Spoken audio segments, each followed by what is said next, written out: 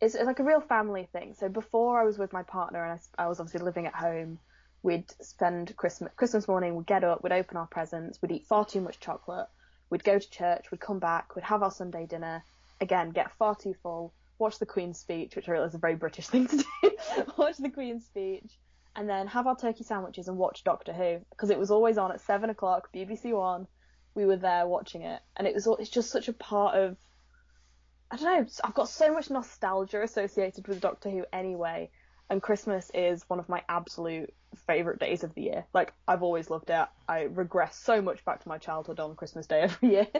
And so it's just so sort of, like, it's all in one for me. Like, Doctor Who and Christmas go hand in hand. So I'm always really disappointed when when they do it on Boxing Day or New Year's. I'm like, no, it's got to be on Christmas. The Doctor in the TARDIS. Next stop everywhere.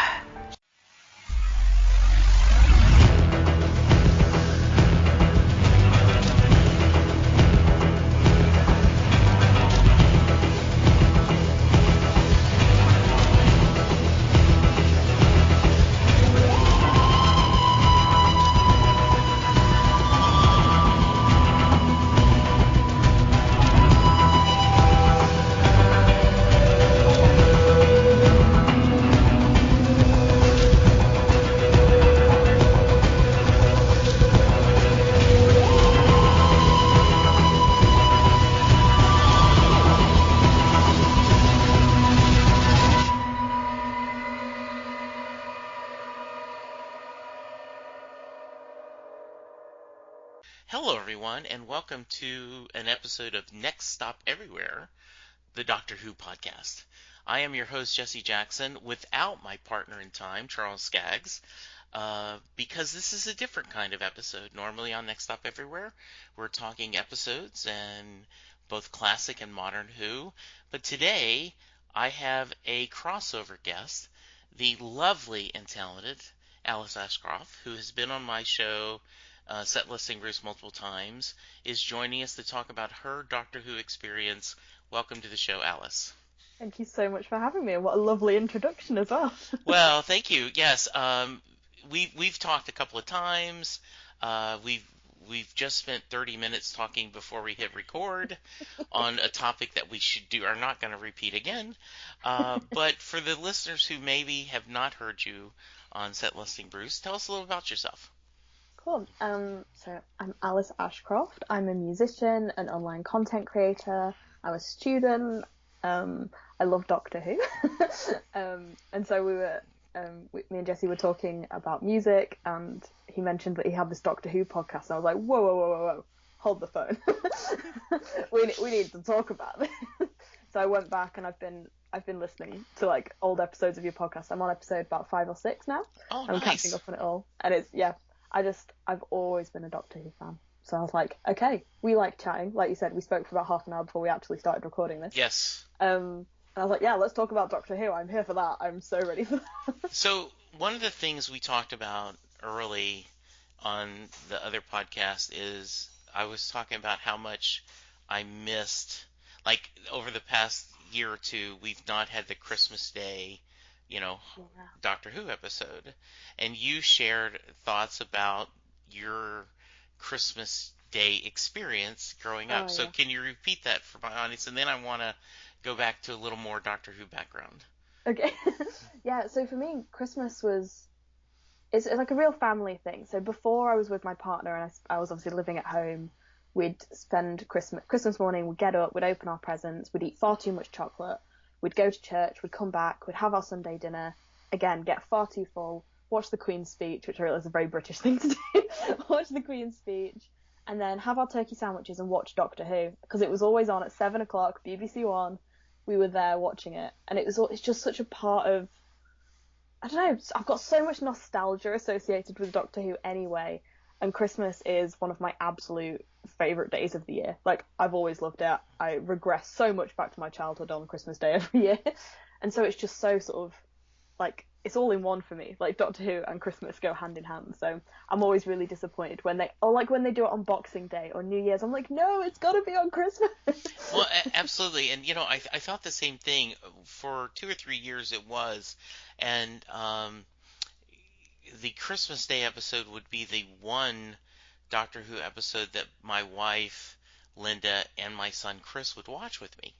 Like, they're not big Doctor Who fans, but because it's Christmas and they know I'm all excited, so you do, right? You have, you exchange presents, and you have a big meal, and you have family over, and there's all kinds of just enjoyment. And then at the end, it's usually just the three of us.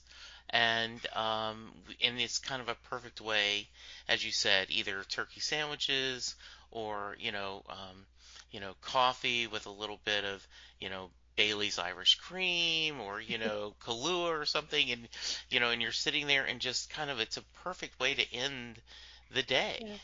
Yeah. Because Yeah. you spend so much of the day sort of eating. Well, at least we do. Yeah, so yeah, Eating, we do too. talking, Yes. And I know a lot of families drink, but my family was never, we Okay. never really drank on Christmas Day. I do now, I'm an adult, but Yeah. when I was living at home, it wasn't really something we did. But yeah, it was just that thing at the end of the day, and it sort of, and then we'd put on afterwards whatever films we got for Yes, Christmas. And absolutely. just sit and watch the new DVDs we got. Yes. But it was just so much part of the day, and I love that it's part of your day. I think so many people have that association with it as well, because it's, I don't know, it was just always something that happened on Christmas. Yeah, it was. And especially in the modern era, they did Christmas themes, right? Like in the past, I understood that it was just, and they would be like they would repeat an episode, or they would just have an episode. There would just be kind of a Doctor Who special. But I love in the modern era that a lot of them had Christmas themes, and so that was a lot of fun. Yeah. Yeah. No, I remember I think, was it the first episodes that I watched were the ones with, I suppose this might be interrupting your next question. No, you're good. But they were kind of around, I'm pretty sure it was like around Christmas, wasn't it? The first sort of episodes I watched were when the Christopher Eccleston series started again. Right. So I would have been like 11, 10, 9 or 10 years old, because it was 2005 it restarted. Right. So yeah, I'd been about 9 or 10, depending on when in the year it came out. Mm-hmm. But I remember my mum sort of going, oh, there's this new series starting. It's kind of a series we used to watch sort of a few years ago, but I think you'll really like it. And I was like, oh, okay. I remember sitting and watching it, and I think those first few episodes of like, because was she working in a department store, Rose, or something like that? Yes, Rose was, yes. And everything was also Christmassy. So from the very beginning, it's always been Christmas. Always. So did it's interesting, right? Because the modern Who is your Who experience. Yeah, that's my only experience of it. That's wonderful. So your mom's like, hey, did she watch with you? Yeah, so I remember she got me and my brother. My sister's like 10 years older than me, but me and my brother are really close in age. Yeah. Me and my brother, she sat us on the sofa. It was Saturday night, I'm sure. I can't remember. Yeah, sure, yeah. We sat on the sofa, and she put it on, and me and James, my brother, just loved it, and we were like, yeah. We were always kind of like very geeky, so my mum was definitely right. She was like, these two love their sci-fi, they're gonna be all over this. So she put it on, we watched it, and me and James were like, yeah, great. And then for that week we were playing Doctor Who in the garden, we were running around as two different characters and that kind of thing. And then it just carried on, I guess. Can you put in words why you liked it? I don't know, it was so long ago, and I guess when I was 9 years old, I don't remember really. Yeah, sure, I remember sort of, I don't know, I was always into kind of like magic or sci-fi or those kind of things, and I think it was just the idea, this is going to sound very cheesy, but like the idea of possibility of, well, let's just get in this box and go literally anywhere. That's so cool. And then I think as I got older, and obviously, I think as I got older, I've sort of changed how I look at it, and so I now sort of like to pick apart the plots. I like to pick apart how things kind of work and the interactions. But I think at the time it was just fun. Yeah. And I think it's great to just, even now, watch something that you watch just because it's fun. Yes. Because there's so much heavy TV and so many heavy films and all that kind of stuff, and you're just like, I just want something fun for an hour on a Saturday night. Yes. Well, let's do it. Yeah. Yeah. did your mom talk much about classic Who? And like, did she bring that up with you guys after the fact? Like, oh, if you like this, maybe we should go back and look some of the earlier? Or was she just enough like, I'm glad they're watching this? Yeah, I think it was okay. Let's just leave them to it. Okay, I don't know. I don't know if she actually watched it when okay, she was obviously like aware of it sure. because it was like this huge thing, and she was like, oh, it's this big sci-fi thing, and my kids will really like sci-fi. That's neat. But yeah, I don't think so. And then since then I've sort of gone back and I've watched an odd couple of episodes, and it's been really interesting listening to your podcast where you discuss those episodes because I've not actually seen most of them. Hmm. But so new Who Yes. is kind of the only Who I've sort of got experience of. Well, and to a certain degree, that's my thing, and um, the listeners would know this because we've talked about it forever. But you know, I watched Torchwood first.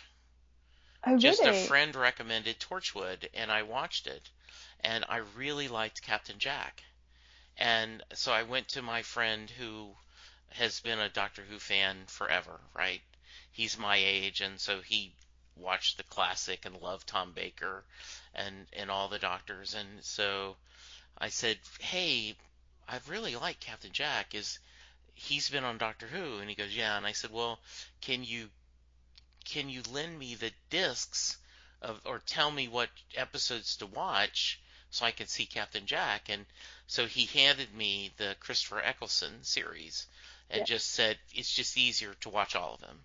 You Yeah. you won't understand. And so and what's funny is as we talk about this, it was around Christmas, and Linda had gone to bed.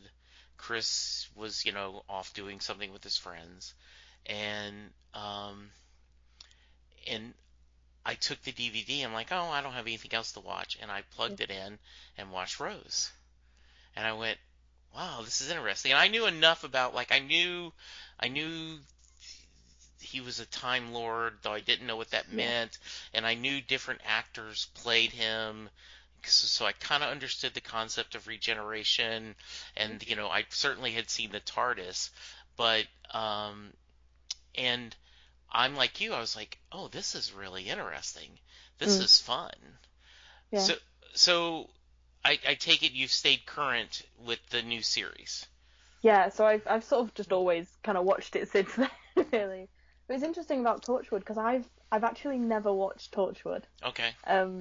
I think because when it started coming out, I was quite young, and my Yes. mum was like, it's quite a bit more grown up than Yes, it Doctor is. Who. So I wouldn't go so far as to say I wasn't allowed to watch it, but I definitely Yeah. wasn't encouraged to watch Sure, it. sure.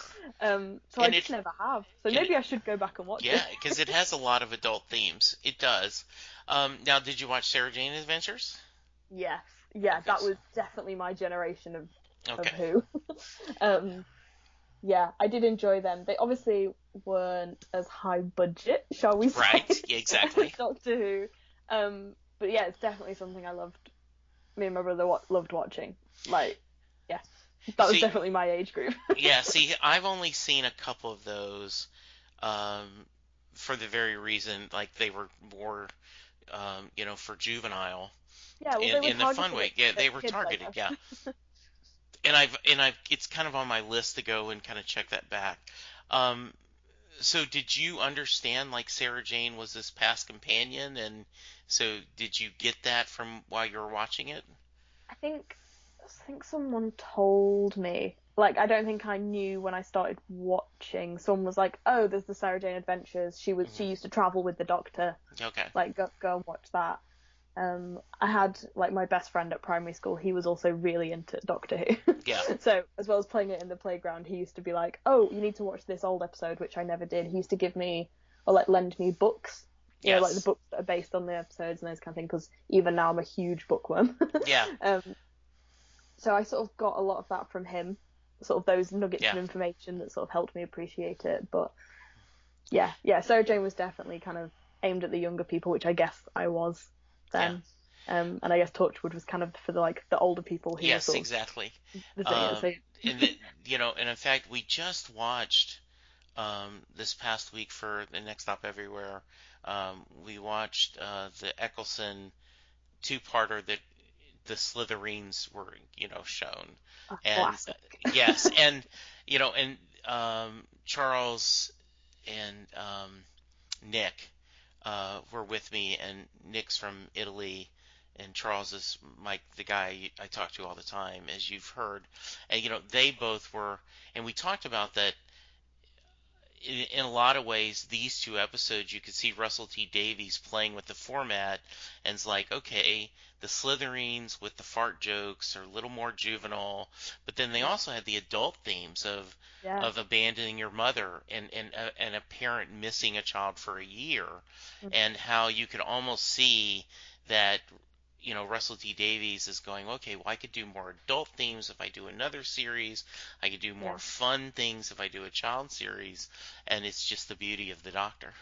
Yeah, definitely. I think, and it does appeal to such a wide audience, which is probably why it's, again, just to bring Christmas up again, because I love Sure. Christmas. Yes. I think it's one of those reasons why it was such a great thing to watch at Christmas, because you had those sort of, the silly little jokes for the kids and the sort of Yeah. bright colours and, the Yeah. sort of adventure side of it all. But then, yeah, sometimes there were definitely some darker themes that were explored, but like not enough that you sort of got trapped in them if you were a child. Right, It was that balance was so great. Right, the joke is hiding behind the couch, right? That was the cliche Yeah. that growing up and you kind of watch through your hands. I think we say sofa. That's the Yeah, sofa, exactly, right. Yes, I knew that's it, the sofa, right, instead of the couch. Uh, so, um, what was your thoughts when, Eccleston goes and you get Tennant? I mean, because you had not seen the classic, so, did you understand the concept that the lead character could change? Had your mom explained that, or I just think my mum must have told me, because it didn't okay? come as a shock to me, and I remember there being discussion on who would be the next Doctor, Right. and I kind of remember that side of things. But then Christopher Eccleston was only the Doctor for such like a Yes. short space of time, so for me, like, my Doctor, the Doctor that I kind of And remember that the is most. the thing, right? As Yeah, everyone what, can say that. and I think that's fascinating, right? Like, we don't say my captain. We say my favorite Star Trek captain might be Picard, Yeah. or it might be Kirk. But you don't say my favorite. You don't say my superhero. You go, oh, my favorite is Superman or Batman, or I love Spider-Man, or I love Captain America. But with Doctor Who, it's my Doctor, and I love that personal attachment. So Yeah, yeah. totally.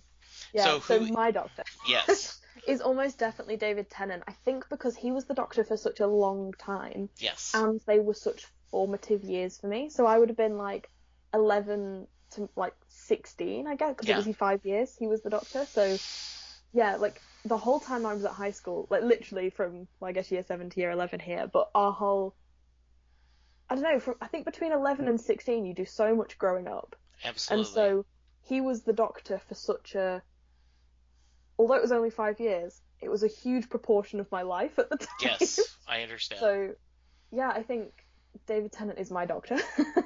Well, But, he is yeah. mine too, and for Why that, is he yours? yeah, and I think for the exact same reason, right? Like, so my friend Ken, gives me all the DVDs, and so I'm ripping through them. I get through Eccleston, and then I switch to Tenet, and then we get to Martha, who's my favorite companion. I'm going to ask you that in a minute, but Martha is my favorite companion. Interested to see why Martha's yours as well. Yes, and so I'm going through, and it Tenet is leaving, and I remember asking on a message board I was part of that I said, okay, I've taped Tenet's final 2 episodes.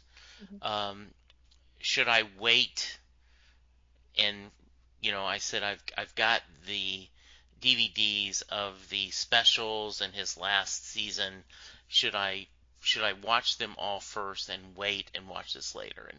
And they were like, yes, absolutely. You want to watch this, in order. And I remember watching, like, The Waters of Mars, and being so this was such a dark episode, and and him making the decision like, I can do whatever I want, I'm the last Time Lord, and she killing herself to make sure that time goes restored. I went, wow, this is really heavy. And so I think that's the reason why, because so much of my Doctor Who experience was, and we weren't using the word binging then, but that's what I was Yeah. doing. I was binging Doctor Who. And so Matt Smith was the first Doctor I experienced once a week. And Right. so, and I've grown to love all of them. I love Capaldi. I love Jodie in a lot of ways. I think Jodie Yeah. gets short shift. I think Matt Smith is brilliant. But when I come through it, just Tennant is my favorite. And then I Yeah. promise I'll let you talk in a minute. But for the longest time, I couldn't understand why anyone would think Eccleston is their Doctor, because he was only there one season. But as Mm. I've gone back and watched his episodes, in the grand scheme of things, this is not important. But in the terms of Doctor Who universe, I'm so sad we only got one season of him as the Yeah. Doctor, because he was And I think such an interesting. He played the so Doctor good. so well. Yeah. Okay, And it was definitely. please talk now. I, I think I think it's just because we're so passionate about it. We'll both talk for hours about it. But I Yes, think for me, Christopher Eccleston will always have like a soft spot in my heart because he was the yes, one that introduced me to this world. So yes, although he's not, I think he was sort of let down, like you say, in the fact he only had one series because he, yeah, he introduced me to that world. He kind of got me excited about this, this guy who travels the world and takes people with him and saves everybody and and a as lot of heavy lifting, right? Like, he had to yeah, set the premise. Now, true, there were people who from the classic Who, but like the slithering episodes we were just talking about, like World War III and Aliens of London, right? In the modern era, this is the first time you saw, hey, the TARDIS, he can't control it that much, right? yeah, Like, he thought it was 12 hours, it was 12 months, and I think that's fascinating. He did such a good job. yeah, definitely. And I think, like you say, I think we all have like a favorite or your doctor, Yes, but I think I do have. I really do love them all for different reasons, and I yes, think that's again one of the great things about Doctor Who is you've got, you have, yeah, Christopher Eccleston introduced me to the series, and that's great. And then David Tennant, I feel, was a much more like emotional Doctor, and I kind of grew up with him there. And then Matt Smith was fun. Like he was just fun. he yes, was he a, was. he was like a child playing around with it, and I was like, great. Um, Peter Capaldi has. It was weird because I think that was the first time I'd seen an actor that I knew Hmm. step into the role, and so I was a bit nervous about that. But I think he was great. I think he sort of brought a lot more maturity to the role, and I don't mean just in terms of age, but like in terms of how he played him. Almost And a then gravitas and yeah, a world weariness yeah, that was exactly, really neat to see.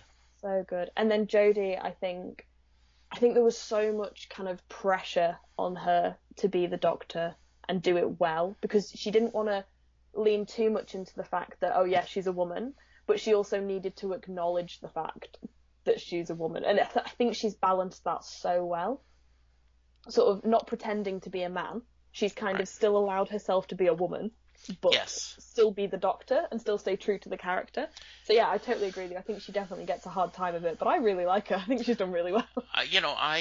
I think that too often, first, I do believe no matter how many who criticize her say it isn't a sexist thing, I I kindly want to say BS, Hmm. right? Like, I do think there Yeah, is a little bit of that biasy. And I think they're the people who are criticizing him, criticize her, that say, "Well, I can't see her as the Doctor."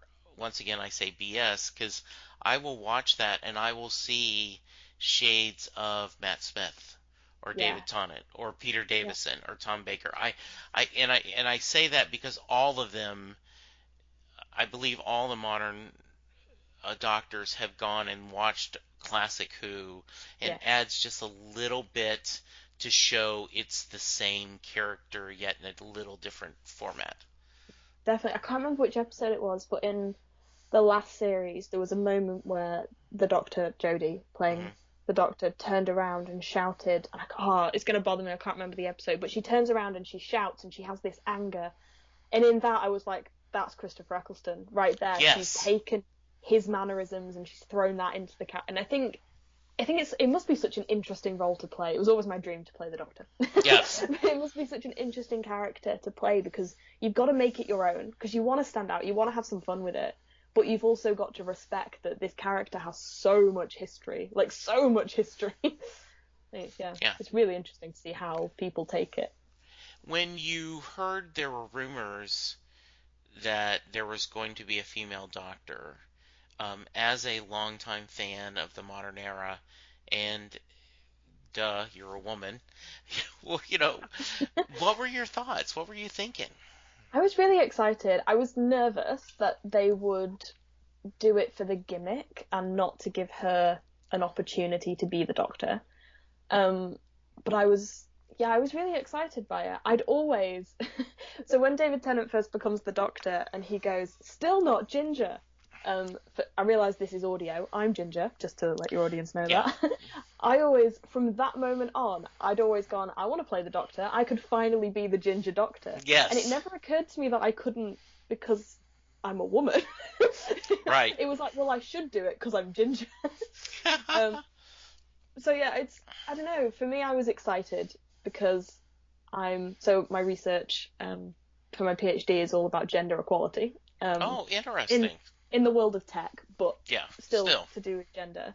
And so I was really excited to see what they did with it, but also I guess nervous because I didn't want them to make her, I don't know, stereotypically a woman, or the traits that people associate with being a woman, which aren't always true. Yes. I wanted her to be, this strong character who still went out and saved people, told her companions what to do. Like, I wanted her to still be the Doctor. Yes. And so I was very nervous about that, but I do think they've done that. I really do. I think so too. And I really like her. I like the sense of family, the companions, calling her the fam. I think that's been an interesting dynamic. I do understand the struggle for the writers to make sure all four get enough screen time and story, but I'm okay with that. I don't mind a crowded TARDIS when they're the interactions. I think they're good. Yeah, I think it's really great. The sort of variety as well. I think because obviously in the first series you had that sort of gang vibe with the Doctor, Rose, Mickey, Jack. But it was always kind of still the Doctor and Rose and then just two other people. Like, right. Whereas this time they all seem like equal. And I do really like the interactions between them all. It's really interesting. I was, again, nervous when I heard that Bradley Walsh was going to be on it. Had you heard of Bradley Walsh before Doctor Who? No, I had not.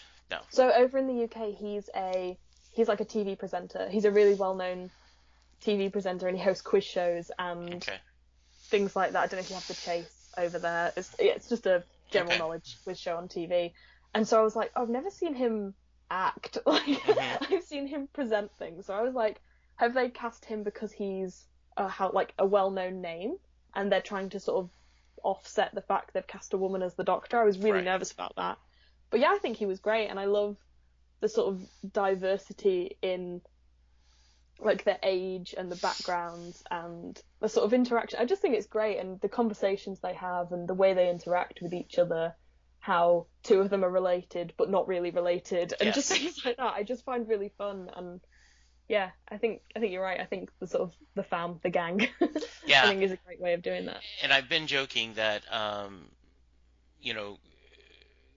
you can play him, cosplay, just throw on a cardigan sweater and put a sandwich in the pocket and you're cosplaying him, right? And I love his, absolutely I pack a sandwich. Sometimes the Doctor doesn't let us eat, It's literally Paddington. I'm assuming you've got Paddington Bear over there? Yes. Yeah, okay. It's just like always have a marmalade sandwich with you, because just Yeah. in case, you never know. Yeah, exactly. That's awesome.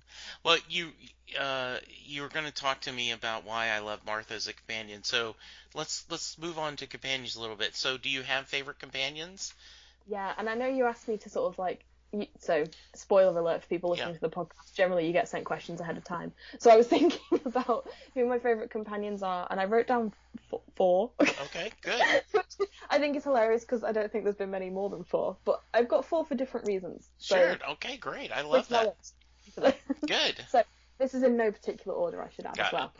Okay, so I feel like I'm not going to include Rose in the list because I feel like she's sort of a default favourite, so I sort of went a bit Yes. out there with them.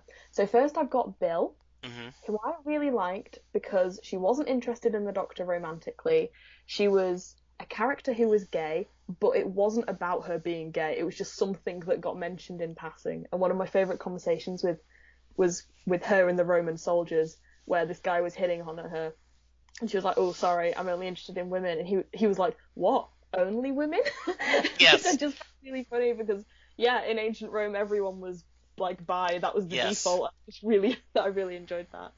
My second favorite companion, again in no order, I've written down is Clara. Mm-hmm. I think she gets a lot of hate, She but I really, does. which I think is unfair. I do too. I think the reason that she gets a lot of hate was the writing around her and the over complexity of her storyline. Yes. But as a character, I really liked her. And she's from Blackpool, so in case you can't tell from my accent, we have very similar accents. I know generally to people who aren't from Britain or the UK, all our accents sound very similar. But me and Clara have like the same accent, so I always appreciated that. So I always laugh, even though I don't get the joke, but I understand it's supposed to be funny when, you know, when the doctor says a lot of planets have a north. Because, to me, Eccleston's accent doesn't sound like a north accent, but obviously it is. Yeah. And So and like I think that's Christopher, hilarious. Clara, I'm from the north of England. Yes. Like, to be fair, my accent's quite toned down. My dad's got a very strong northern accent, and my mum has like just a kind of neutral accent. So I definitely changed my accent. So how I'm speaking to you now is definitely a toned down version of my accent. Okay, okay. But there's every planet has a north, and I kind of really like that. Yes, absolutely. But I think it's really interesting because most people who I meet who aren't from the UK assume I'm Australian because I don't sound like the Queen. Okay, that makes sense. People can't place you as being from London, so they assume you're not from Britain. So yeah, Clara's on my list because Okay.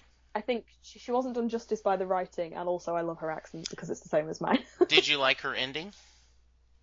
That she's traveling around the world with Arya from Game of Thrones? Yeah, I liked the idea of it, but I felt how we got there was overcomplicated. Yes, Like, I think well said. Yeah, I like the idea of the two of them just going off and being badass on their own. Yes. But just Moffat. I don't know what else to say than he overcomplicated that so much. And So yeah, I don't think she was done justice. I had a friend once, and I don't know how familiar you are with Excel and spreadsheets, but Okay. I had a boss who would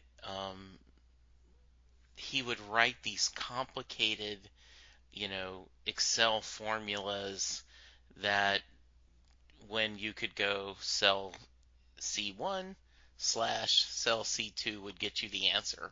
But, he would write all these complicated, and I think, and Stephen Moffat has written some brilliant episodes. So, but I do think as he got on, right, he got more and more complicated. Like instead of saying point A to point B is a story, we're going to go A to F to 216, but to get there. Yes. And then somehow he wouldn't end up on B. Like, yes.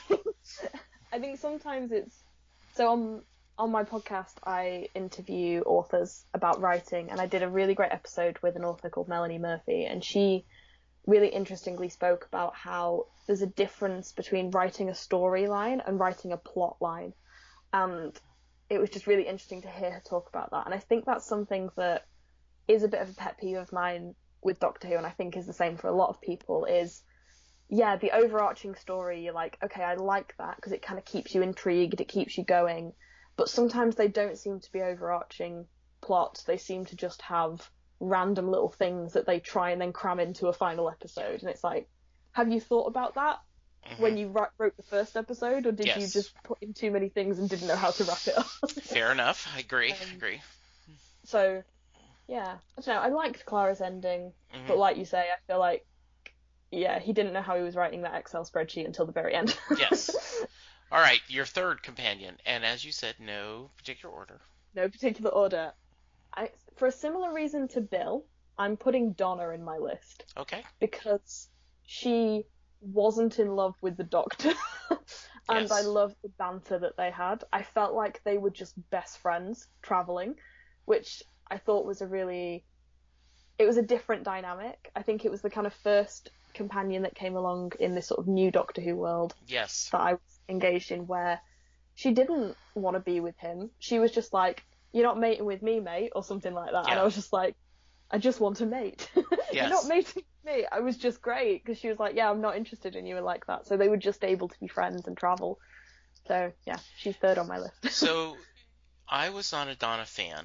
I really did not enjoy her when I was watching the episodes. I just didn't get Catherine Tate's humor, and she was too change of me from, because I had seen Rose and I had seen Martha, and I just adored Martha.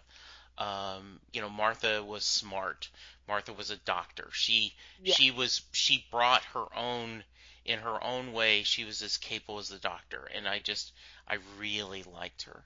And so since we've gone back and watched classic episodes for the podcast, and just to interrupt you, and Martha had a great ending as well. She knew when to step away, and I think that's because, like you say, because she was so clever. Yeah. She knew that she had to step back and take care of the family, and that was just incredible. Sorry, I don't know. I'm so glad you did. Yeah, and I do think it was an interesting, right? The idea of a rebound companion, and she realizes that about herself.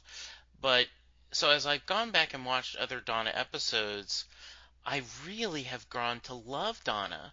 I for the same reasons you're doing. She's just there to be a friend. She loves the adventure. She doesn't take any grief from the Doctor. Yeah. She gives him crap and she makes fun of him, and he enjoys her. So I get that, and I really do appreciate her. And I was lucky enough to meet Catherine Tate at a convention, and she was just lovely. Oh, she was just absolutely lovely.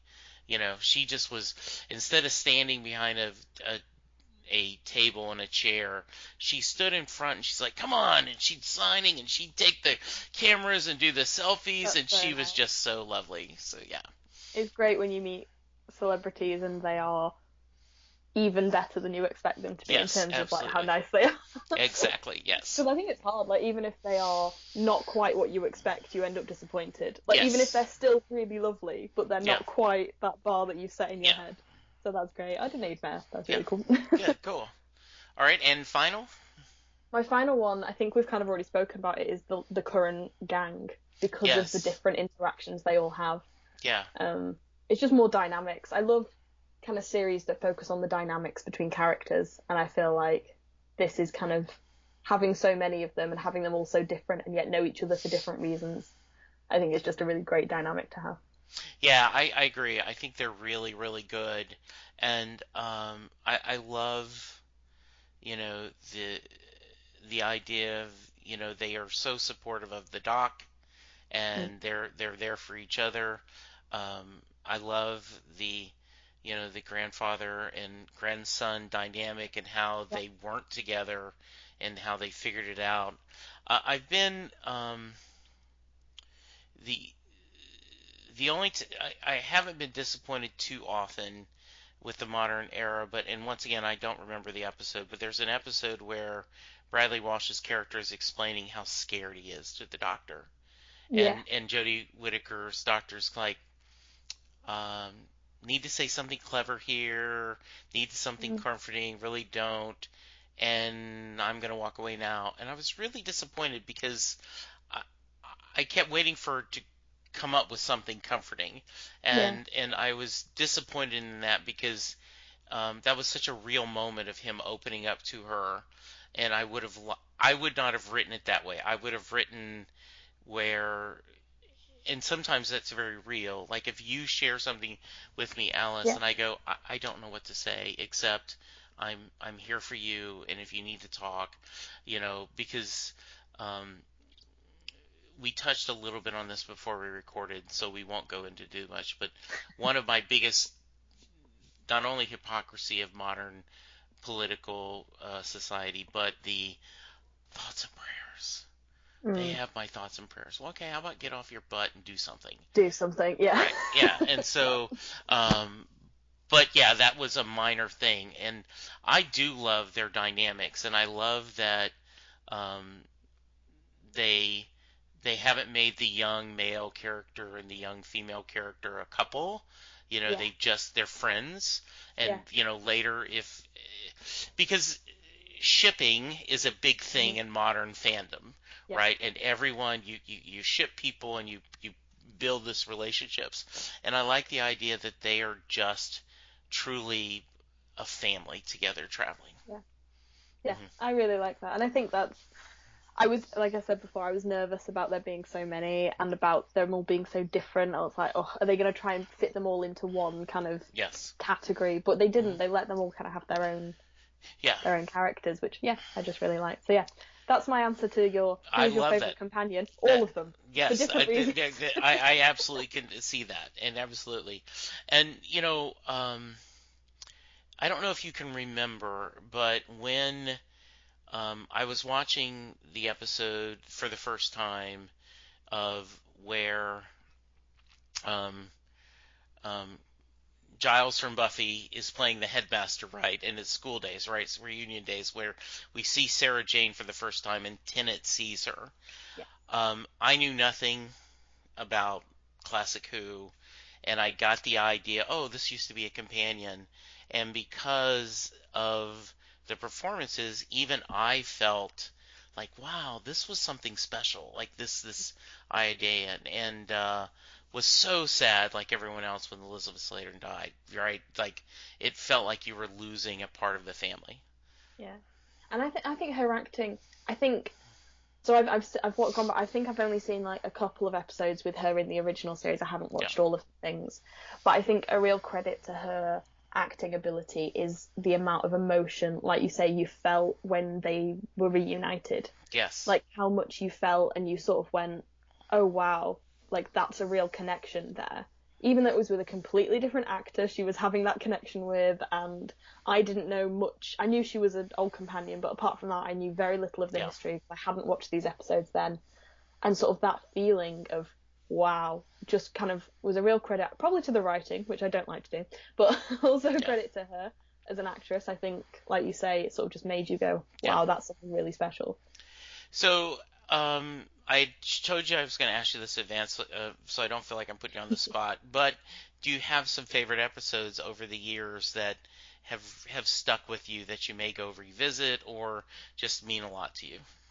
So yes, and you'll be unsurprised to know I have more than one answer. Yes, yeah, I hope you did. um, so my least favorite episodes. I'm gonna start and switch the question around. Sure. Are what we've kind of already discussed is when they're overcomplicated or when they Yes. try and fit things in the end. So they're my least favorite episodes. So my favorite episodes that I've got written down are definitely ones that kind of stand alone.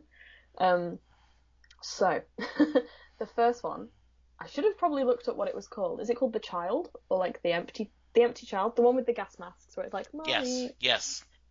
That one for me, I think was the first time I watched Doctor Who and was scared. And Yes. to be fair, that was probably quite easy to do because I was like 10 years old, maybe like 11. But I watched that and I was like, that's actually really scary. And I remember my mum hated that episode as well, sort of the idea of this child being lost and all Sure. those emotions that it probably brought up for her, as a mum. Yeah, no, I get that. But for me, I think it was the first episode that made me go, oh wow, sometimes families fall apart because of kind of these situations that are being put in. And as a child, I found that really scary, the idea of that. So it's a weird reason to have it as a favorite episode is because it traumatized me. But I think I think that's an excellent reason, it was right? quite Because positive. yeah, and then I love the because it's a two-parter and the happiness when the doctor dances, right? Yeah, Like everyone lives once, and and the unspoken part of the doctor is while yes he is all about hope and optimism, when he's there, a lot of people die.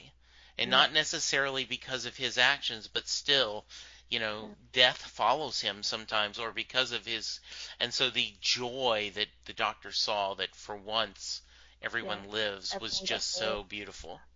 Yeah, Yeah. exactly. So yeah, that's definitely up there. I think because of all those different emotions that you feel from it. The next one I think I've put just because it's a really fun episode. Is the Madame de Pompadour episode. Yes. I thought it was fun. There was a bit of like flirty banter between the Yes. Doctor and her. Should they, with the robots and the picking apart, taking parts of humans? I thought that again, Yes. it was quite a dark twist. Yes. That you kind of didn't. Well, I didn't see coming as Hmm. little 12-year-old Alice. I didn't see that coming. Right. um, I just really liked that. I think it worked really well as a standalone. And then at the end, they sort of were like, oh, I want like why did it go to like that history in France? And then it zooms out and you see the name on the ship, and you're Yeah. just like, that's just so cool. Like little subtle Yeah. things like that. Or maybe not subtle, but Absolutely. details like that. Yeah, she's amazing in that. I think, they had talked about what if the doctor had a girlfriend, right? And the whole premise. And yeah, that's a classic episode that's just the clock monsters and Yeah. then just the him going through all the different times. Absolutely beautiful. Yeah, I just thought it was really clever the way they sort of did time travel, but in a different way. Yes. And yeah, like you say, it was the classic kind of monsters that you don't quite understand, and it turns out they're not monsters, they're just sort of AI that's gone wrong, but not in a Yes. malicious. Well, obviously, what they ended up doing was malicious, but they Right. weren't evil, that it just went wrong. And I think Yes. that, yeah, there was just so much to unpack, but it also Yes. was a fun episode. It was dark, but Yeah. also Well, you didn't the have to doctor on think a too much about horse it. and everything. Yeah, Yes. exactly. So yeah, Hmm. that was the other one. And Yeah, I I think love as that well one. it was the nostalgia probably Sure. associated with it as well. And then the next favourite episode I have written down is an entire series, which is the Jodie Whittaker series. But I think what I love about this series is when it comes to each episode, I feel like they're making a political point with each episode. They're kind of going, hey, look, this is going wrong in our world. And obviously they extrapolate it and they extend it and they make it sort of more dramatic for TV purposes. But the idea that there's this kind of rich American entrepreneur who owns a chain of hotels in Scotland, and maybe Yes. he's not acting as appropriately as he should be. And I don't know, just things like that I think is really clever. And so it's not a favourite episode, it's a favourite kind of style of doing episode. So I I love that you brought that up because there have been, and once again, I'll use a scientific term, fuddy-duddies, who, oh, why are they making this overly politically correct? And why do they have to hit us over the head? Yes, we get it. The world's going to be destroyed if we don't turn around the ecology, worry about, climate change and everything. And I'm like, look, classic Star Trek did this. Mhm. If you look at the original Gene Roddenberry, there was always the Twilight Zone. This has been a long-standing tradition in science fiction of Yeah, talking about real-world problems, putting it in a science fiction context to entertain us and make us think. yeah, And I love that. I agree. I think that is really well done. yeah. Um, every once in a while, and I can't give specifics, every once in a while I'll say, okay, that was a little too much, Yeah. Oh, nail yeah, on the yeah. I'm head. not saying that they do it perfectly every Right. time, but I think you're so right. One of the most, stepping away from Doctor Who and just talking about sci-fi in Yeah. general. Oh, and I can't remember the name of the film, but the Star Trek film where it's with the whales and they have Yes. to go back Yeah. to Yeah. the 21st Right. century Yeah. and bring these whales forward because hey, we've killed them all. Yeah. I remember watching that with my parents. My parents are huge Trekkies. Like my Okay. parents love Star Trek. Okay. Which is probably why my mum knew that I'd love Doctor Who. Yeah. um, but they yeah, I remember watching that episode and I sort of went, why? Because I was young at the time, I sort of remember asking myself, well, like, why aren't there any? And they had to sort of explain it to me more than the film Yeah. gave it to us. And that was just horrifying for me. So yeah, I think sometimes they do sort of overdo it, but it's not a new thing. Like, this isn't Exactly. taking world events and turning them into fiction to Yes. prove a point is most fiction ever written. Yes. It's really not a new thing. And I think there are definitely some downfalls in the Jodie Whittaker series. I don't like this whole thing with the Master. I think that was just a bit of a mess at the end. And sorry if people don't like that opinion, but I think things like that I didn't love. So, but I do really like the sort of the statements that they're making. Yeah. I think is really important. Yeah. Unfortunately, my listeners may cringe at this right now. I did not like the last 2 episodes of the final series because, and I need to rewatch them, they had set up such expectations. Oh, we're going to change the world, and it's Doctor Who you've never seen before. And the episode we spent this young guy, we see him as a child, we see him become a police officer, and all this happens, and we're like, and I don't feel like it was a good payoff. I felt like we had wasted too much time. I don't like the Master being crazy for the sake of being crazy. I like a little more saner Master. So I did not enjoy the final 2 episodes as much as Charles did. Charles loved it and was like, fascinated by the concept that, there had been multiple lives of the Doctor before, William Trotman, and so, not William Trotman, the first Doctor. So, and so, yeah, exactly. Edit that, Jesse. Anyway, so, I get that, but I'm thrilled. I can't wait to see what happens with. Oh yeah, like, it didn't ruin it for me. Yes, I think absolutely. This is the thing as well. When I criticise Doctor Who, yes, and I think this is true of like most fans, when they criticise it, they still love it. Like, there's still things that annoy you, and there's still things, like, everyone has a favourite Doctor, a favourite companion, a favourite episode. Mm-hmm. Everyone has a least favourite of all those things, but your least favourite you still might really enjoy. Like, you might enjoy it. It's just not lived up to your expectations of all the other things that are there. Yeah, we have a listener, Christine, who picked at us that we our scale, we do a scale 1 to 10 every episode, and she says even when you guys don't like an episode, the lowest you ever go is like 6. So, like, I think you guys are doing an A, B, C, D scale more than 10, and our argument was, well, even an unenjoyable Doctor Who is still, like, it's still enjoyable, right? So, exactly. And I think that's so. Like, I was the same. The last couple of episodes, I was like, oh, that wasn't right for me. Mm-hmm. The person who acted the Master, I don't know his name. For me, I don't think he nailed it. Or maybe it was the writer, I don't know. Yeah. But it was a letdown for me as well. But that doesn't mean I didn't enjoy it, and it doesn't mean I'm not going to keep watching it and keep enjoying it. Yes, absolutely, yeah. It's just, good. The scale. Yeah. Any other episodes or things that you share? That's it on my list, okay, but I'm that's happy fine. to talk about more of them. No. When people talk to me, I guess the Doctor's Wife, the Neil Gaiman episode where the TARDIS becomes alive, is a favorite episode of mine, and then Vincent and the Doctor. I just love. I cry every time on Vincent and the Doctor. I missed that one. Yes. Yeah, I was in tears at the end of that episode. Yes. Oh my goodness. Can we cut back in? I go, oh yeah, that one. Yeah, absolutely. Yes, absolutely. So, have you ever been involved in fandom? Have you, like, I know you're a musician. Have you ever written a Doctor Who song? And, huh? Yeah, maybe I should, but I haven't. Okay. No, so this is an interesting one, because, I don't know, for me the fandom days were kind of like Tumblr. Like, 2013 Alice thrived on Doctor Who Tumblr. Okay. But I was sort of going, okay, what stories do I have about, like, Doctor Who in my real life? Like, what can I sort of talk about? And you kind of expect, right, I live in England, like, I've been to sort of, I deliberately, when I was looking around universities in Wales, I took us to that big I can't remember what it's called. This is terrible. That big gold thing with the writing on where the Yes. TARDIS is, where it was filmed, all that kind of stuff. Like, I've taken so many detours out of my life to go to places where it was filmed. Sure. But I was like, okay, what can I actually sort of say? So I've got an interesting anecdote for you. Please. So 2007, 13 years ago. I don't know how old I would have been then.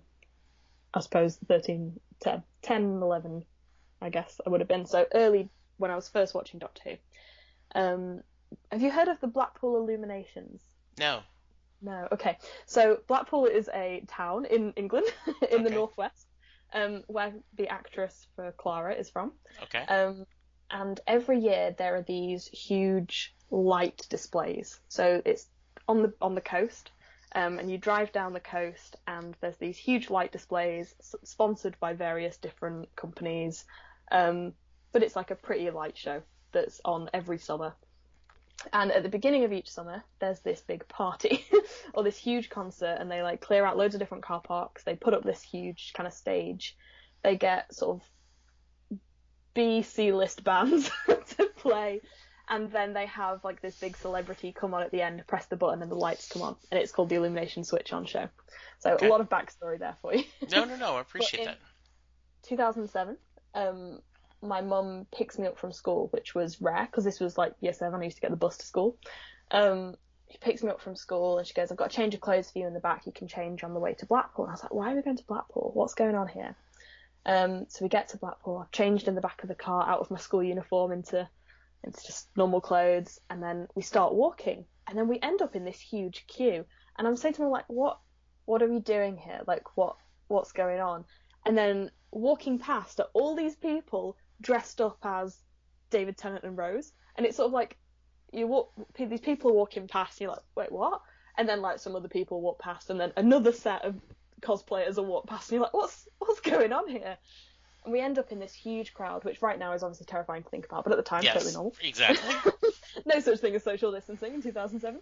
I don't know how many people there were, but as a child, I felt overwhelmed. Like, it was masses of people.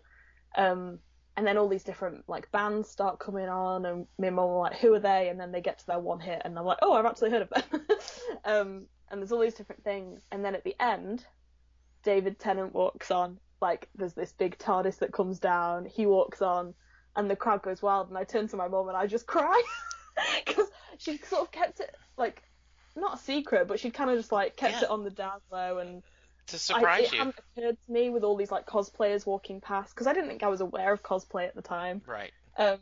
I'm stood in this audience, and David Tennant comes on, and I see him, and I just cry, and I'm like, oh my god, that's the Doctor. So he comes on, he says some little jokes in his Scottish accent, which surprised me, because at the time I didn't know he was Scottish. Yes. He presses this button, and all the lights come on. So there you go. That's my Doctor Who story. That is an awesome story. How cool that your mom did that for you. I know. I just think it's amazing. Yeah, she obviously knew that I was a huge fan, but I had obviously a little 12-year-old crush on David Tennant. Yeah, I just think, my mum did that for me, and it was such a surprise, and just that overwhelming emotion of, oh my god, it's the Doctor. Obviously, I knew he wasn't the Doctor. Yes, but he is the Doctor. It's still overwhelming, Yes. kind of, wow. So yeah, that's nice. So I have to ask you, as a musician, did you find a little bit of special, love in your heart for Capaldi and the guitar, and him making the Doctor, as an aging rock star in a lot of ways? I don't know. I don't know if I felt differently about it as a musician. I think it was fun, because we all, well, I don't know, maybe I say we all and it's not, it is actually just musicians. But when I'm thinking about things, or if I'm sat writing a paper and I'm struggling, like, again, we're on audio, but I have all these instruments behind me. Yes, you do. Yes.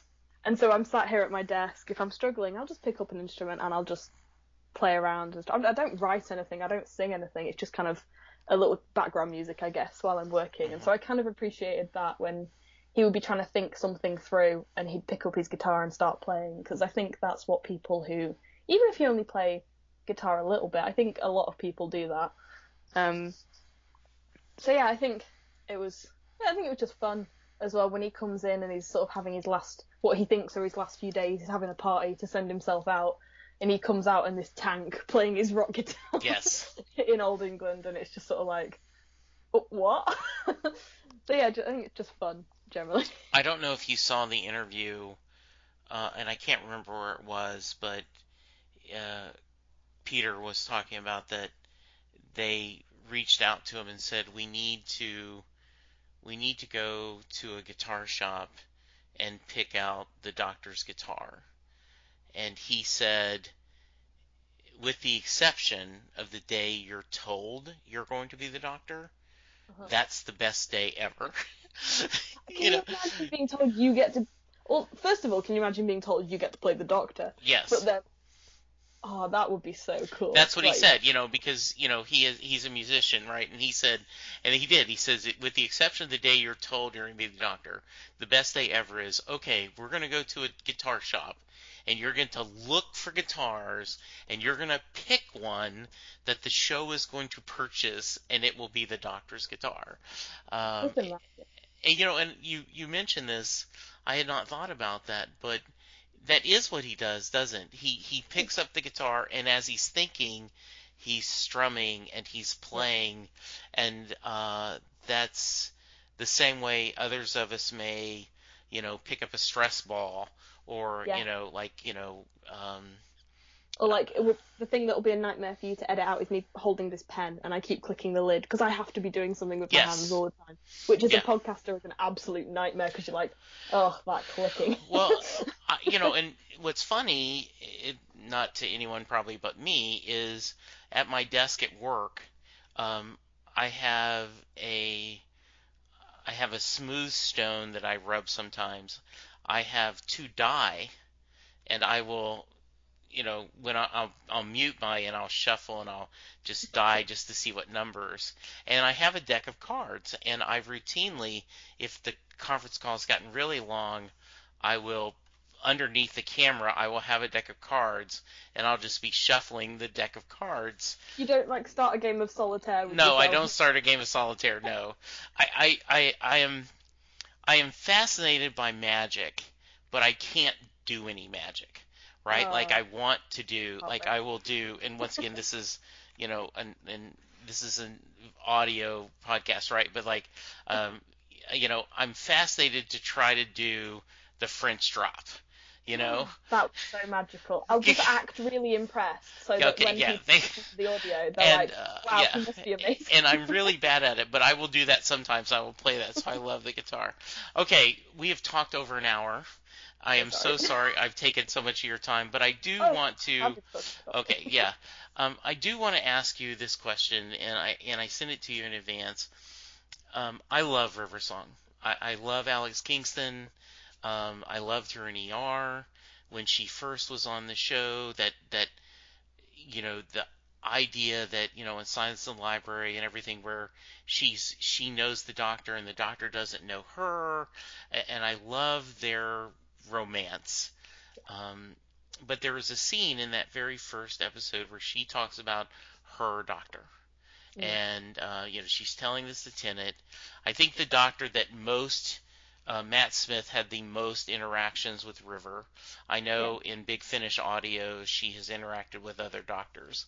But then we get the Christmas, once again back to Christmas, right? The Husbands of River Song, and we get that beautiful ending where she knows that this could be the end of her life somehow. She knows this. And he talks about that they're going to spend the night together, and the night is all this years, so they spend together. So my question to you is, and I think I'm overthinking it, but I'm always interested, when she says her Doctor, do you think she's talking Matt Smith, or do you think she's talking Peter Capaldi? And when you sent me this question, I just thought, wow, I've never thought about this before. So I have been thinking about it the last few days, sort of going, yeah, who was her Doctor? And I almost wanted to cop out and say, well, her Doctor is just the Doctor. She sees through the different faces. She sees through all of that. But I think that was too much of a cop-out. No, that is the right answer, I believe. Okay. I do believe. We'll pretend that was my final answer, but I did pick one in the end. Okay, good. But yeah, I think to her it doesn't matter, but I think her doctor would be the Matt Smith doctor, because it's not because of the length of time, because I think to her that's not important. She sees the doctor as the doctor. Yeah. But I think it's Matt Smith because he was the first one that she met. The first one when, you know, she's there with Amy and Rory and Yeah. she's like, oh, it's you kind of thing. I think that would mean that he's her doctor. Mm-hmm. But yeah, I do think they're all the doctor because she's able to see through that. Yeah. So there you go. I don't know if that's the right answer, but that's my answer. No, it sounds like the right answer. And there is that great moment in the Husbands of River song where, you know, she's going on and on about the doctor, and all of a sudden she looks at Capaldi and truly sees him for the first time and goes, "Oh crap," you know, and then which I think gives credence to your theory that she sees almost the inner being of who the doctor is. That spirit of him is what she connects to and loves, and that's Which amazing. not many people get throughout the series as well. I think one of the most interesting kind of character plays was when Matt Smith turns into Capaldi, and Clara struggles with that because he's no longer the kind of good-looking, young, funny guy. Right. And she struggles with that so much. She still knows him. She still wants it to be him. And then she's in Victorian London and they're like, no, you haven't seen him properly. You've been, like, he's been wearing a mask or you've been wearing... That whole kind of play just made me sort of go, she had to try... She got there, and obviously they ended up being so close and having those interactions. And he even says things like, do you really think that betraying me would change the way... like, change our friendship at all? And I was like... Yeah. So they do get past that, but I think she has to work to kind of see him as the doctor again. Whereas I think with River Song, she doesn't. She just sees him as the doctor, and she just takes him as him. And I think that, I think so too. And I think that, right, that's a really interesting, the idea, because Mark Shepard, who was in, you know, he's played in everything. He was in The Impossible Astronaut as the FBI agent. He was Crowley in Supernatural. You know, Fagin in Firefly. You know, he's been in just tons of stuff. And he was in a hallway at a convention, Dragon Con in Atlanta several years ago, and I happened to run into him in the hallway, and he was talking to someone. so cool. Yeah, and he was explaining to someone who is dressed like in a now I'm drawing a blank, Alice. But anyway, he was convincing this fan that she should try Doctor Who. You know, and he was explaining, like, you don't have to. You can start with Matt Smith's The 11th Hour. You write that episode is a great beginning of, you know, if you hadn't seen anything else, you can go back and check it later, but you could start there. And I think a lot of people did start there. And so seeing Matt leave was traumatic to a lot of fans. I think that this was their first Doctor. They had Matt. I think Tennant did a lot, but I think Matt Smith brought it to a different level, especially here in America. And all of a sudden, you know, Entertainment Weekly and you know, people, you know, Doctor Who's on the cover of Entertainment Weekly, and it's being covered, and it wasn't something before. And so I think that was a scene to give new watchers, okay, it's going to be okay. You know, we're going to do this. And once again, Neil Gaiman, who is a brilliant writer, talked about the stages of, and I'm going to get this wrong, but basically the stages of, oh my goodness, this guy or gal cannot be the Doctor. This is impossible. This is the worst choice ever. To, well, okay, maybe, to, oh my goodness, how have I ever been blind? This is the perfect Doctor. Yeah, and I definitely, I'm so guilty of that. As you're describing it, I'm like, that's definitely how I felt about Matt Smith, because how dare they take away David Tennant? Yes. Who's this guy coming in acting all sort of bouncy, and what's he doing there? Mhm. Yeah. Yeah, absolutely. All right. Any final thoughts? Anything I haven't asked you that I should? No, but I've got a question for you. Sure. So for us, I say us, I'm speaking on behalf of all Britons today. Okay. It's kind of, I think it's like a huge part of British culture, Doctor Who. I Yes. think it's kind of like an institution, not to be too dramatic, but it's definitely kind of there. Well, What's the kind of culture hang on. for you? I Sorry, want to go on. interrupt you just for a moment. Okay. Um, I agree with you so much Mhm. that when you were hosting the Olympics Yeah. and they had the scene where, James Bond and the Queen and all this, I was like, how did they not include a Doctor Who segment in Do you the know what I opening? really wanted them to do? So you know in the Doctor Who episode where they're doing the 2012 Olympics and Yes. they've got that like that scribble that comes to life and everything like that. And then at the end, David Tennant runs down with the torch. Yeah. How amazing would it have been if they had ended the Olympic opening ceremony with with him coming in saving the day? Because it would almost have been like it actually happened. Yes. Like, Yes. how cool would that have been? Is that what Yes. you're about to say? Did I interrupt that from No, you? no, that was my point though, is I was so like, how could they not include? So anyway, continue your question about it is definitely part of British culture. And Yeah. to be fair, Alice, I am almost obnoxious. Anytime I run into someone who has a British accent or say they are from the UK, I somehow find a way to, by the way, this is cliche, but are you a Doctor Who fan? you know? So, yes, that is it. Yeah. So, all right, I think, continue. yeah. I mean, it is, in some ways, just to interrupt myself again, I think it is kind of everywhere. Like, it hits you in places you don't expect. So I went to, I was in the live audience of I don't know if you've got 8 out of 10 Cats Does Countdown over there. It's this basically comedy panel show. And me and my partner and a friend were sort of in the live audience for it. And so we were waiting sort of to go into this studio. And then outside was just the TARDIS. One of the ones they used in filming was just there. And it was sort of like, what? you just go to, and obviously we're in a TV studio, so maybe it wasn't that weird a thing to see, but I don't know, you just go places and there's just stuff to Yeah. do with Doctor Who in like places you don't expect. Anyway, back to my question for you. It's such a huge part of kind of our culture over here. Not for everyone, but for a lot of people, it's such like an ingrained thing. And like you say, you meet someone from Britain and you're like, oh, are you a Doctor Who fan? I'm a Doctor Who fan.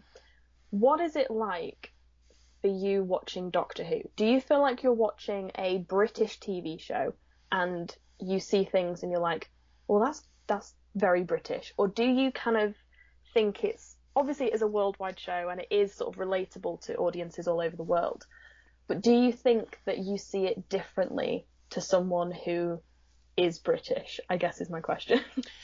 So I think that's a great question. When I first started watching, a few things confused me. Um, First off, I was really struck in a pleasant way how mixed race couples were shown, and it was no big deal. Oh, I really? that's I don't think very that's ever occurred to me. yeah, and I think that's the different culture, right? Like it is better now in the U.S., but ultimately you would never see, a mixed race couple on TV. That would be Really? shocking, right? You just, yeah, Wow. yeah. I mean, Um, it's not common here. It should be portrayed more in yes, British TV than it is. yeah, But it never occurred to me that Doctor Who did that. yeah. But they do from the very beginning, Mickey and Rose, Oh, yeah. right? You know, and so, um, and now you're gonna laugh at me about this, but I had this whole concept of why do they keep talking about tea and sounding it like a meal? Like, no, tea, I get that tea is like a drink, and so like afternoon tea, but they keep calling tea like it's a meal. Like, Yeah. they're going to say, well, we'll have fish and chips for tea. I'm like, wait a Yeah. minute. And so I had to go to Google and like try to Oh, figure wow. out that because I had no concept that, that could be the evening meal, Oh, to right? be fair, that's a complication all over the country. Everyone calls it different things. So, Okay. like dinner Hmm. can either be lunch or tea. depending Yes. on where you are in England. Right. So tea is always in the evening. Lunch is Yes. always midday, around midday. Yeah. But then dinner can be lunch or tea, and it means different things to different people. So I get that that's confusing for you, but it's also very confusing for us. Well, in the South, sometimes we will say um, lunch and dinner can be interchanged, and then Yeah. supper is always the evening meal. Supper is the evening meal in the South, and so you could let's have dinner, which could also mean lunch, and then dinner could be evening meal and supper. So I didn't understand that. Yeah, so tea is the evening. We have supper, which is like a secondary dinner. Okay. So supper is so 12 o'clock lunch, 5 o'clock tea or dinner, and then sort of, before bed, that's supper. If you have like a bowl of cereal before bed, that's Okay. supper. All right. Very nice. There you go. So Anyway, sorry, Cara. yeah, no. And I am I'm sometimes I realize it's a very British show, but I don't. Those are few of the things that I get confused about. I don't. Every once in a while there's slang I won't understand, but I get it overall. What I find is there still is a pretty heavy percentage of people that do not know Doctor Who here in the US. Like, I started a new job and I have a TARDIS cookie jar, Cute. and so I put that on my desk and I put candy in it, and they're like, "Oh, what's the blue box?" Like, and I'm like, "Oh, What? it's a TARDIS." What? It's from Doctor Who. Oh, yeah, I think I've heard Because of even that. though we have fans who aren't, like, we have people over here who obviously aren't fans of Doctor Who, it's, Yeah. not everyone loves it. Everyone would recognise a TARDIS. Like, Yes. you might not like Doctor Who, you might not follow it, but you would look at a TARDIS and go, that's Doctor Who. Yes. And so, yeah, we had that, which is kind of interesting. And then a few years ago, and I'll send you a photo, it was Halloween, and so I got hang on, and this is so good for our listeners. Just to let you all know, Jessie's looking for something at the moment. A fez! Wait, I have one of them too. I think it's. Let me see if I can get mine. I have a great anecdote about a fez. Do you want me to tell that story? All right. Yes. So I'll tell you. No, I'll tell mine. So I got a fez. I had a sports jacket. I got a red bow tie. And so I dressed up as the doctor. I had a mop, I had my fez, and I had my sonic screwdriver. And so I show up at Halloween, and it's at work, and I'm the doctor. Who? Exactly. I mean, I said that multiple times. And I bet that joke was so lost on them as well. Yes. Like, they couldn't have appreciated that. And my friend Sam, who doesn't watch it but knows because I love it so much, loved that joke too, and other things. But yes, but multiple times, Alice, it'd be like, and I'm the doctor. Who? Exactly. And they just, so yes. So okay, tell your fez story. Oh, mine doesn't seem as fun now. No, but, it is. Yes, it is. My friend once brought me, so I think you'd call it high school, but for us it's college. So between the age of 16 and 18. Okay. Sixth form, college. That's what we call it. It's not relevant to the story other than I was there at the time. But it kind of is, because at that point we don't wear uniforms, whereas at high school we all wear school uniforms. Okay. We had a kind of a dress code in that you weren't allowed to wear sort of like certain items of clothing.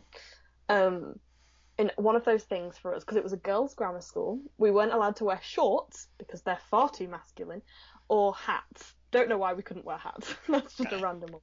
But my friend bought me a fez. She went on holiday, she came back, and she knew I was a Doctor Who fan, and she brought me a fez back. And I was like, this is amazing. I want to wear this, but I wasn't allowed to because we weren't allowed to wear hats.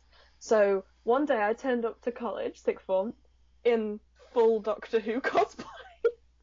So I could wear the hat. Yes. to sort of get around the rules. So I turned up. I was wearing a tweed jacket, Mm-hmm. bow tie that I stole from my dad's wardrobe, my fez, some jeans, and some big chunky Doc Martens. And I was like, I'm the doctor today. And I didn't once get told to take the fez off because they could see it was part of my costume. That is That's how awesome. pretentious I was as little 17-year-old Alice. I was like, yes, I am turning up to school dressed as the doctor because I Well, got given a fez. It had to be done. well, what's even worse, I'm a 56-year-old guy, dressed up at Halloween at work. So At what's least it more? was Halloween, though. I think Yeah, that's the bit. At least you waited for an appropriate occasion. I just did it on a random Thursday. Like, I love that. I love that. Do you have a photo? um, I don't know. I'll have a look. If I do, I'll send Okay, you one. okay, sounds good. All right, Alice, this has been a blast. And you Thank you so said much. you could talk, and That's so fun. this has been lovely. I just love this. Um, I have to give you a chance to promote yourself. So, how can someone reach you? And let's talk a little bit. By the way, dungarees would be a um, perfect clothes to wear if you're traveling in the TARDIS. Maybe when I get this part as the first ginger doctor, which Yes, I'm still campaigning for, yes. which I might not get now. I've just sort of complained about all the writing on this No, episode. no, no. Yes, But when I become the ginger doctor, maybe I should wear dungarees. Maybe that could be my look. It's not a bow yes. tie. It's not a long coat. It's Yeah, not like a rainbow t-shirt. yeah. It'll be my dungarees. I love it. So, talk about your music and where you can find it. Oh yeah, so Dungarees is the name of my latest single, which is available on all good streaming services, Apple Music, Spotify, any others, I'm sure. Um, I also do a podcast. If you want to hear me talk more about books and nerdy things, then I have a podcast called In Our Own Words.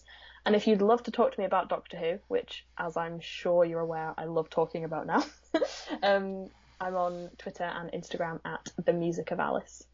So yeah, feel free to message me any Doctor Who stuff. I'm more than happy for that to be a discussion I have with people. That is awesome. That is so great. Yes.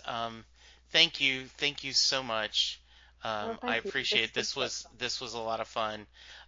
If you want to give us feedback, Next Stop Everywhere SMG at gmail.com. The show is at Next Stop Everywhere SMG on Twitter. I'm at Jesse Jackson DFW. Charles, who will be sorry he missed this interview, is at Charles Skagg. You can go to Charles's blog, Damn Good Coffee and Hot, and check with that. And we'd love to hear from you. And so now that we're waiting on, it's not going to be Christmas Day, but we are supposed to get a new Yeah, episode either New Year's Eve, New Year's Day, and I'm really excited about it. I'm so excited. I'll definitely drop you a tweet when it comes out. We can talk Yes, that about would be that. great. Alice, thank you so much for spending the afternoon with me. Thank And you. please stay safe. Please, you and your You too. partner, do everything. I understand you're in a lockdown, except for Yeah. schools, but, Yeah. safe and be careful. And I Thank just you. appreciate you so much. And we'll find another excuse to talk sometime soon. Definitely. All right. No, this has been great. Thank you so much. No Thanks for having me problem. on. Listeners, thank you. Remember to wash your hands. Remember to social distance. Remember to wear an effing mask. And take care of yourself. And we'll talk to you soon.